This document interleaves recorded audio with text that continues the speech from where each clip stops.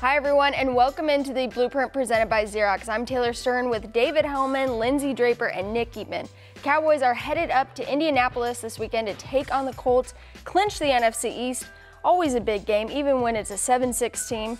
So Dave, how do the Cowboys get the win over the Colts? This is going to be really groundbreaking stuff, Taylor. I'm about to break your brain with this analysis. You usually do. They need to be able to run the football, and that's going to be easier said than done. You might remember a guy by the name of Matt Eberflus, former Cowboys coach, now the Indianapolis defensive coordinator. This is a surprisingly good unit that they've got up there based on recent years. They are good at stopping the run. They have only allowed one team in the last 7 weeks to rush for 100 yards as a team. Obviously, that's the Cowboys' bread and butter. Like I said, easier said than done, but that's how you win a tough road game is you run the ball, take the air out of the stadium. You know the rest. Yeah, they have that rookie linebacker, Darius Leonard. Pretty good. Pretty good.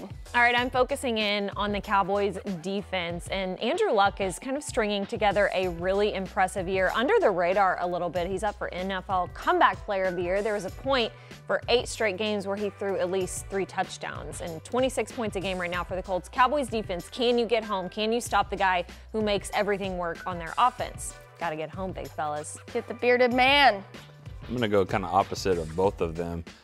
Stopping the run. I mean, obviously Andrew Luck, as great as he is, but I think it comes down to when teams that don't do something well, make sure that they don't surprise you. I think a few weeks back against Houston, they didn't run the ball well, but yet in that game, they had a couple of nice runs and they weren't so one-dimensional. They got to make sure these teams are one-dimensional, stop the run. Against the Jaguars a few weeks ago, they lost 6-0, kind of broke their whole streak. They only ran for 41 yards. The Saints game against the Cowboys a few weeks ago, they were able to make them one-dimensional. So yes, they're going to want to throw the ball, but put them in a lot of third and long situations.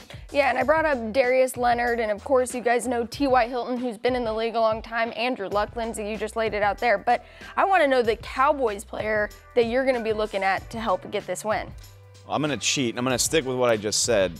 Running the ball in this environment against this team I think is really important.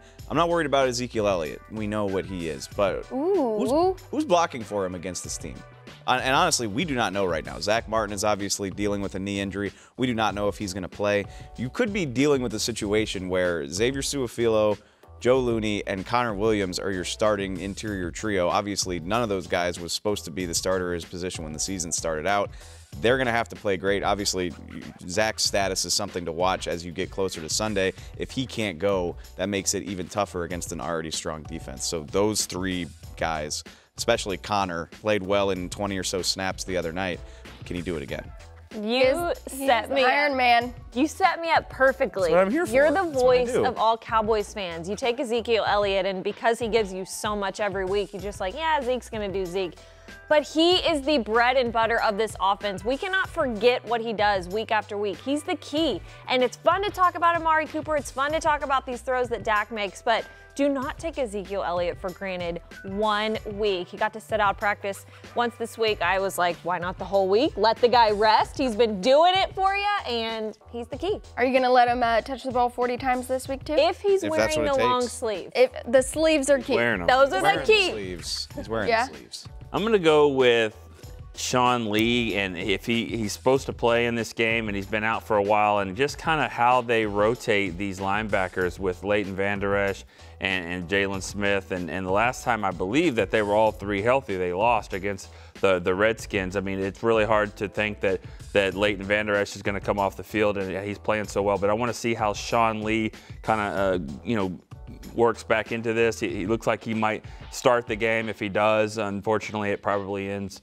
Vander Esch's chances to win Rookie of the Year. But still, I think they're not worried about that. They're worried about getting 3 good linebackers. I just want to know how they all mesh together. Yeah, and I think they're worried about playing more games after these 3 games. Yeah. I mean, you're finishing up this regular season pretty quickly. December football matters the most. We will be here with all of your pregame coverage. Join us this Sunday, but stay tuned to everything on DallasCowboys.com. And thank you so much for watching.